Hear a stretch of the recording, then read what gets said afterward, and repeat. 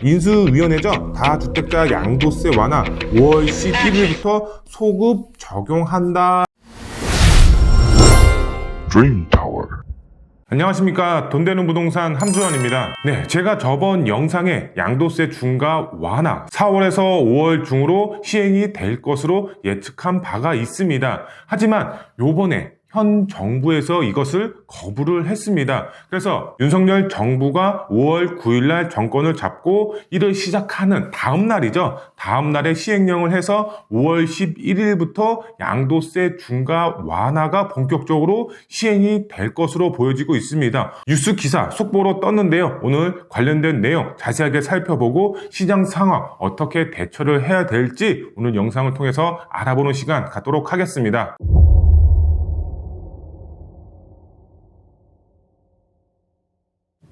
네, 화면을 보시면 윤석열 정부 부동산 정책이다 나와 있죠. 지금 보시면 다주택자 양도세 중과 완화 확정이 됐습니다. 언제? 바로 5월 11일 날짜로 확정이 됐다라고 보시면 될 것 같은데요. 뉴스 기사를 통해서 자세하게 이야기해보는 시간 갖도록 하겠습니다. 뉴스 기사 배포 날짜를 보시면 2022년도 4월 12일 날짜로 나왔습니다. 정말 따끈따끈한 속보 기사다라고 보시면 될 것 같은데요.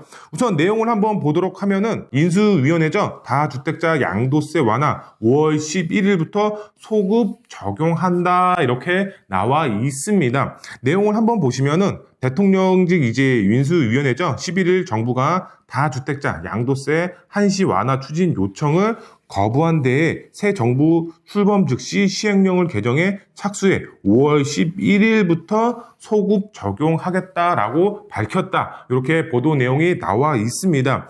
지금 시행령이라고 하면은 당연히 대통령 명령이죠. 이 시행령을 개정을 해서 양도세 중과를 완화를 시킬 수가 있었습니다. 다른 법 같은 경우는 이제 국회에서 법이 통과가 돼야지 법이 만들어지는데 이런 양도세 중과의 경우는 시행령으로도 얼마든지 대통령 권한으로서 바꿀 수가 있다라고 보시면 될 것 같은데요. 지금 현 정부에게 요청을 했었습니다. 양도세 중과를 일시적으로 1년간 완화를 하자. 하지만 지금 문재인 정부에서는 이것을 바로 거부했다.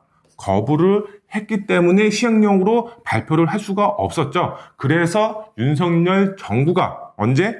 5월 11일로 정권을 잡고 나서 바로 5월 11일 날로 시행령을 소급 적용해서 양도세 중과를 완화를 할 것이다 라고 이해를 하시면 좋을 것 같은데요. 계속해서 기사 내용 한번 보도록 하겠습니다. 현 정부는 오늘 인수위원회가 제안했던 4월 중 다주택자 양도세 중과 한시적 배제 방침을 거부한다고 밝혔다. 제가 앞서서 말씀을 드렸죠. 지금 문재인 정부가 거부를 했습니다. 그래서 현 정부에서는 조치가 이루어지지 않을 경우 새 정부 출범 즉시 시행령을 개정해서 정부 출범일인 5월 11일 다음날 양도 부분부터 1년간 배제하도록 하겠다 이렇게 나와 있습니다. 즉 기본 세율만 내고 중과는 없다. 기본 세율 최대 45%죠.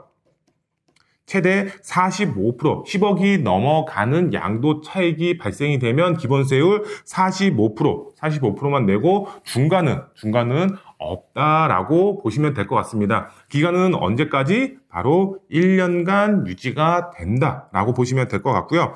인수위원회 요청은 2년 이상 보유한 다주택자에 대해서 45%의 기본 세율만 적용하고 세금 부담을 한시적으로 낮추겠다는 취지다 이렇게 나와 있습니다. 나와 있죠? 2년간 보유를 해야 된다. 거주 요건은 없습니다. 보유만 하고 있으면 기본 세율만 적용해서 중과는 되지 않는다. 이렇게 이해를 하시면 좋을 것 같은데요. 이게 언제부터 시행이 되냐? 바로 새 정부 출범 직후에 바로 실시가 된다라고 보시면 좋을 것 같고요. 정책 목표를 달성하기 위해서 주택 공급, 그 다음에 금융, 세제, 특히 보유세죠. 보유세, 거래 간 적당한 세 부담이죠. 임대차 3법 등 이슈 등 다양한 정책들이 유기적으로 결합돼서 일관성 있게 추진할 필요가 있다. 이렇게 나와 있습니다. 지금 윤석열 정부가 계속적으로 부동산 정책, 완화 정책을 내놓고 있습니다. 하지만 한 번에 한 번에 완화 정책을 꺼내 들면은 시장이 혼란스러울 수밖에 없겠죠. 그렇기 때문에 이렇게 1년씩 차근차근 완화 정책을 펼칠 것으로 보여지고 있습니다. 어느 정도 속도를 조절한다라고 보시면 될 것 같습니다. 차후에도 양도세라든가 아니면 취득세라든가 아니면 보유세라든가 계속적으로 완화 정책이 나오지 않을까 제 개인적으로 생각이 들고 있고요. 계속해서 보시면은 다주택자 양도세 중과 한시적 배제도 새 정부 출범 이후에 새로운 정책 기조 하에 마련될 종합적인 부동산 정책 로드맵에 따라서 정책들과 연계해서 검토하고 추진하는 것이 바람직하다 이렇게 나와 있습니다. 다양한 부동산 정책이 있습니다. 한 번에 많은 정책 완화가 되는 것이 아니라 점차적으로 차근차근 하나씩 한 단계를 밟아가면서 완화 정책이 나올 것으로 보여지고 있다. 이렇게 이해를 하시면 좋을 것 같습니다. 네, 마지막으로 보시면 양도세 중과 한시적 배제 조치 시행 시기는 새 정부 출범 이후로 미뤄졌다. 이렇게 확정적으로 나와 있습니다. 언제? 바로 5월 11일로 미뤄졌다라고 보시면 좋을 것 같습니다. 문재인 정부 거부를 했습니다. 왜 거부를 했는지는 알 수는 없습니다. 하지만 문재인 정부가 완화 정책을 펼치는 것은 조금 조심스러운 입장이지 않을까라고 생각이 되고 있고요. 그래서 5월 11일 윤석열 대통령이 출범이 되고 나서 바로 시행이 된다라고 보시면 좋을 것 같습니다.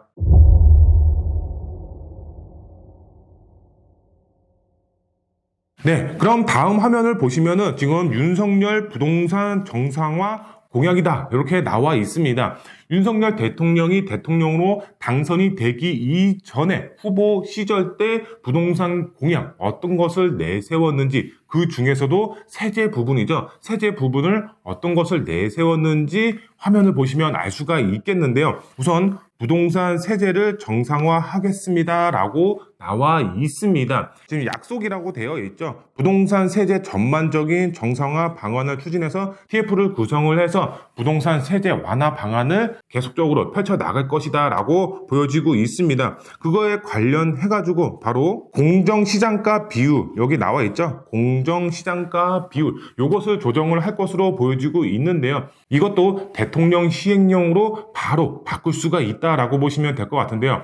그러면은 공정시장가 비율이 뭐냐 이렇게 말씀하시는 분들도 있는데요. 본인이 가지고 있는 매물의 공시지가 공정시장가 비율을 곱해서 내가 납부하는 세금이 결정이 된다라고 보시면 될 것 같은데요. 예를 들어서 내 매물의 호가가 10억인데 공시지가가 8억이다. 그러면 8억 곱하기 공정시장가 비율. 지금 문재인 정부 출범 이전까지는 공정시장가 비율이 80% 요 정도였었습니다. 하지만 이 공정시장가 비율을 100%까지 현재 끌어올렸습니다. 그만큼 세금 납부해야 되는 금액이 굉장히 높아질 수밖에 없겠죠. 그런데 윤석열 정부가 대통령 시행으로 바로 공정시장가 비율을 2022년도 수준으로 낮춘다. 그러면은 당연히 세금 납부 금액이 그만큼 줄어들 수밖에 없다라고 이제 이해를 하시면 좋을 것 같고요. 그에 따라서 취득세, 그 다음에 양도세, 그 다음에 종합부동산세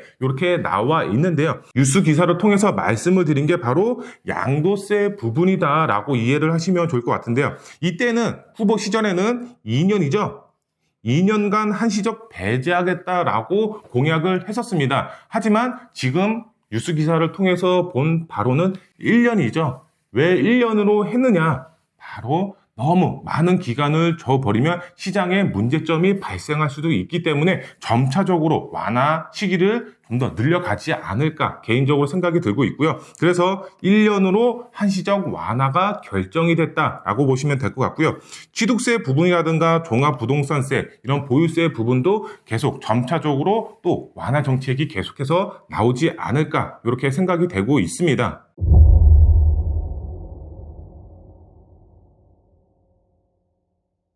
네, 그러면은 핵심 포인트를 한번 알아보도록 하겠습니다. 이런 양도세 중과에 따라서 우리는 시장을 어떻게 바라봐야 되는지 이것도 굉장히 중요하다라고 보시면 될 것 같은데요. 우선 첫 번째로 한번 보시게 되면은 5월 11일부터 양도세 중과 완화가 확정이 됐습니다. 그렇기 때문에 사실 분들 그 다음에 파실 분들은 미리 준비를 하셔야 됩니다. 왜? 어떤 준비를 해야 되느냐? 두 번째로 한번 보시면은 바로 나옵니다.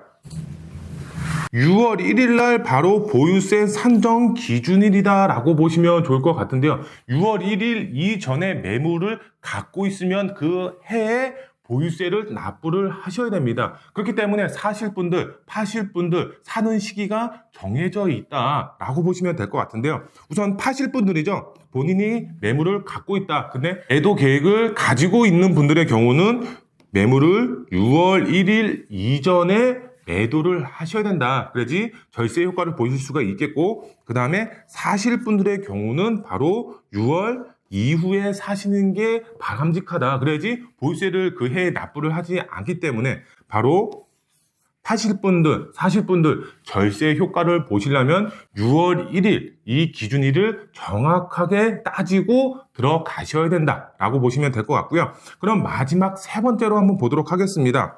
시장 안정화 정책이죠. 윤석열 정부 시장 안정화를 위해서 계속해서 완화 정책을 펼칠 것으로 보여지고 있습니다. 바로 공급 물량 확보 정책을 계속해서 내놓을 것이다 라고 보시면 될 것 같은데요. 우선 시장이 안정화되려면은 우리가 기본적으로 봤을 때는 단기 공급이 있고 장기 공급이 있다라고 보시면 될 것 같은데요. 우선 정책으로 봤을 때 시장에 매물을 나오게끔 유도를 해야 되겠죠. 바로 단기 공급이죠.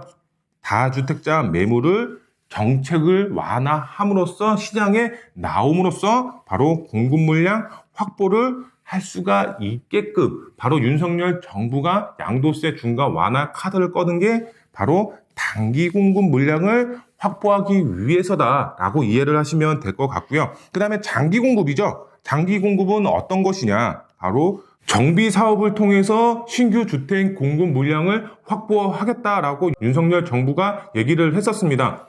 얼마만큼의 공급 물량을 확보하겠다라고 얘기를 했었죠? 바로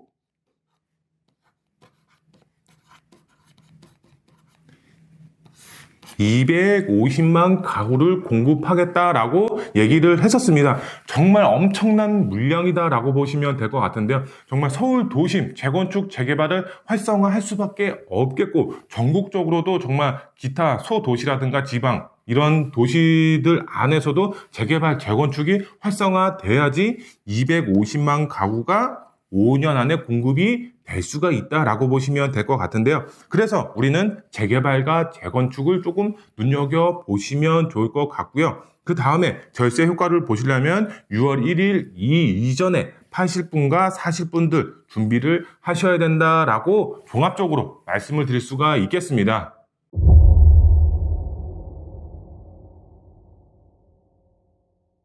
양도세 중과 완화로 인해서 시장 상황 어떻게 흘러갈지 잘 판단을 하셔야 될 것 같고요. 사실 분들, 파실 분들 본인의 상황과 시장의 흐름에 잘 맞춰 매수 매도 계획 잘 세우시면 좋을 것 같습니다. 네, 오늘 영상이 마음에 드셨으면 구독 버튼, 좋아요 버튼, 그리고 댓글도 많이 달아주시면 그거에 맞춰서 저희가 댓글도 달아드리고 있습니다. 궁금하신 점 언제든지 문의하시면 좋을 것 같고요. 다음 영상에 더 알찬 정보로 찾아뵙도록 하겠습니다. 감사합니다.